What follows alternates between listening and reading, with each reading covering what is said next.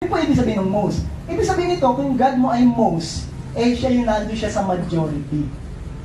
Kaya kayo kung nasa minority po kayo, ng mga decision, at yung ginagawa mong pagdidesisyon, ay kakampi mo si Most High God, nasa majority po kayo.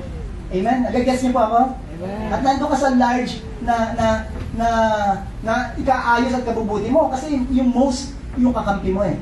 Pangalawa po, meaning din naman nitong high, no, most high, is strongest of the strong. Ayan po yan. Strongest of the strong.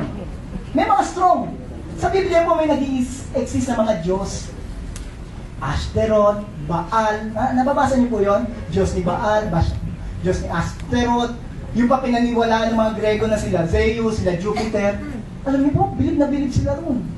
Sa panahon na yun, ng mga Romans, yung Roman Empire, they believe dun sa mga Diyos na yun. Kaya po yung mga Christian, ay nag-introduce po ng bagong Diyos, yung Diyos na buhay, ay dinala po nila sa Rome, galit na galit po sila sa mga Christian. At pag meron po mga nagko-convert, inaano nila yung kinokondemn nila. Sabi na, hindi pwede. Si Jupiter ang dapat natin galang, yun po yung Diyos nila. Pero ito pong pinag-uusapan natin. Yung Jupiter, pinaniniwalaan po ng maraming tao na Diyos.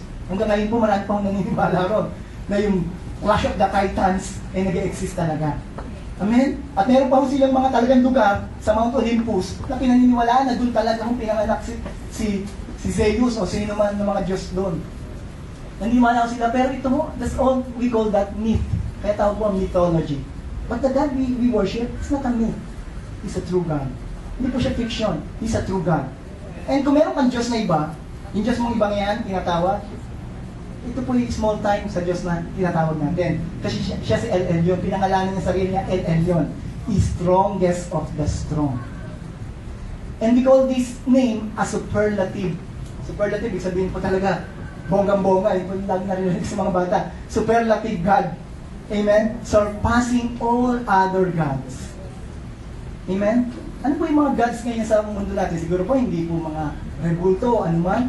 Lahat ang nire-relayan mo, nahigit sa Diyos, God yun. Kapatid, magte-fail yun. Nagbabasa ko yung Isaiah, yung grupo namin, ng mga kapatiran. Sabi ko doon, isa sa condemnation, isa sa mga, hindi naman condemnation, isa sa mga paalala ng Diyos sa Israel, noong panahon ni Isaiah, kaya po daw sila yung mapupunta sa exile ng 70 years, isa ko doon ay nagkaroon sila ng maraming Diyos-Diyosan. At nagtiwala sila sa ibang bansa, sa Egypt. Ang sabi nga, nagtitiwala sa Egypt, yung Egypt babagsak na yan. Lugar po yun, nasyon. Kaya sabi nito, ba't kayo magtitiwala? Magtiwala kayo sa akin. Kaya sa huli natin, babasahin mamaya yung word na Isaiah sa chapter 26. Ayoko lang unahan. So let's continue po. Isa pong pag-uusap tungkol sa El Elyon na pangalan. Amen? Ang Most High po, ibig sabihin din, the highest God. Kung meron Diyos na nag-exist dito, yung highest God na Brahman, ng mga Hindu. Amen? Marami po. Iba pang Diyos na ibang relihiyon. Yung pong Diyos nila, yung wala pong higit sa Diyos na sinasamba natin. At praise God, hindi po tayo nagpo-promote ng religion dito.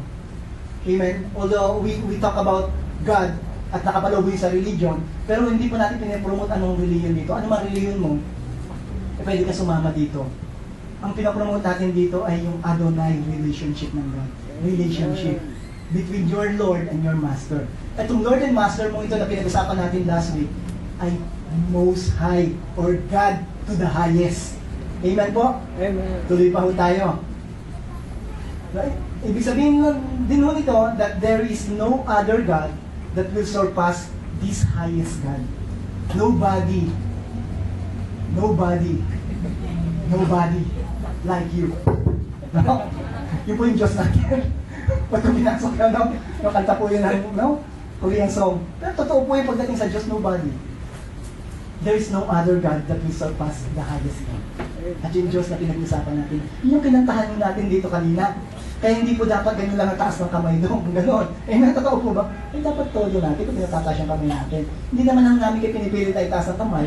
Pero kung andun yung, kilala mo ang Diyos mo ngayon, na nakikilala natin, yung mas maging enthusiastic ka sa pagdating sa worship sa Panginoon. pagdating sa pagtitiwala sa Panginoon. Pagdating sa mga problema mo, mag-iiba yung pananaw mo. Kasi kilala mo, yung Diyos ko, Jehovah, yung Diyos ko, Elohim, yung Diyos ko, Adonai.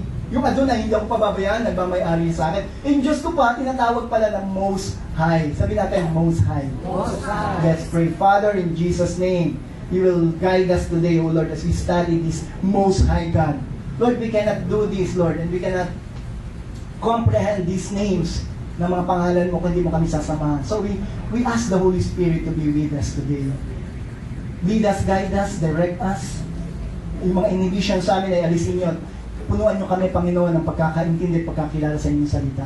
At panatilihin nyo po ito sa aming puso na magbubunga pa, O Diyos, ng maraming pagkakilala sa inyo at pagtitiwala sa inyo. At magandang ugali, O Diyos, at pagpapakita ng magandang ugali sa aming kapwa dahil nagtutol na namin, nakikilala namin kung sino yung Diyos na sinasamba namin.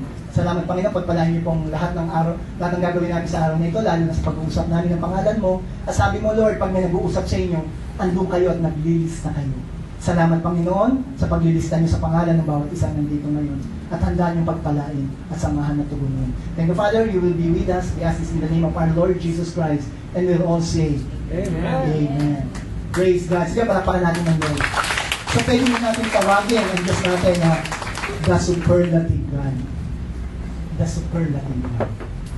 And we read this first mention sa Genesis 14, no po, verse 18 to 22. In the Bible. If you have your Bible, open your Bible to Genesis 14, verse 18 to 22. I have my Bible here.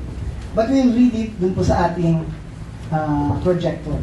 So let's read it po. Ang sabi po dito, and Melchizedek, verse 18, Genesis 14, 18 to 22, and Melchizedek, king of Salem, brought out bread and wine. Now he was a priest of what? God Most High. The first mention is in verse 18. In reading your Bible, first mention is very important. Kung kailan unang sinabi. At maganda po, sa unang libro pa lang ng Biblia na 66 na libro from New Old to New Testament, na po, 38, 39, tama po ba ako? In 27, na po, ay una pong binanggit doon po sa Genesis, sa beginning. Sa beginning pa lang ng Bible, binanggit na po, isa sa mga pangalan ng Diyos ay El Elyon. At ito po ay binigay sa pangalan ni Melchizedek. Ano pong storya? Napag-usapan naman natin ito last week, nung tinawag naman ni Abram ang Diyos na Adonai.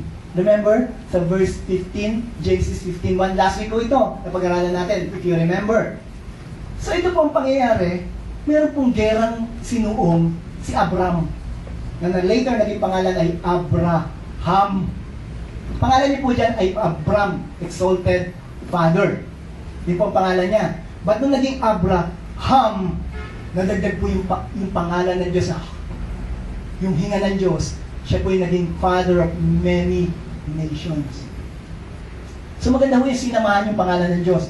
Pero ang istorya po, meron pong pamangkin to si Abraham, bilisan na lang po natin, ang pangalan Lot, tumira sa Sodom. At ito po Sodom na ito may kalaban.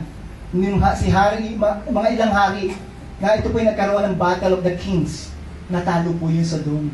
Kaya po lahat ng mga nakatira doon at lahat ng pag-aari ng Sodom at Gomorrah ay kinuha po.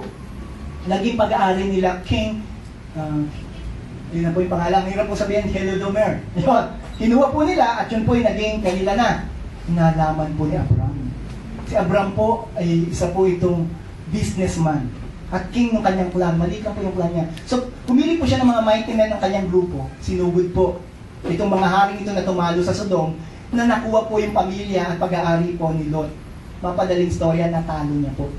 At nung natalo niya, ito po yung sumunod na pangyayari. Ang susunod po, pag ang isa pong hari ay natalo ang isang kaharian, lahat po ng pag-aari nun at mga tao ng kaharian na yon ay magiging subject o magiging under o alipin nung nanalong hari. Hindi lang po yun, lahat ng kanyang pag-aari, pati yung kanyang bahay, pati yung kanyang lupain, ay pag-aari na hunong kingdom na nanalo. So sino pong yumaman? Ito pong mga nanalo. Ang nangyari po, alam niyo, sa tulong ng Panginoon, doon sa Sodom, mamaya makita natin, binalik po yun. Amen? So mapadali pong story, nung nanalo na sila, ang una pong nakita ni Abraham, ni Father Abraham, ay si Melchizedek. Verse 18. At ito po nangyari. Nung nag-meet sila, ito po yung King of Salem. Very rare po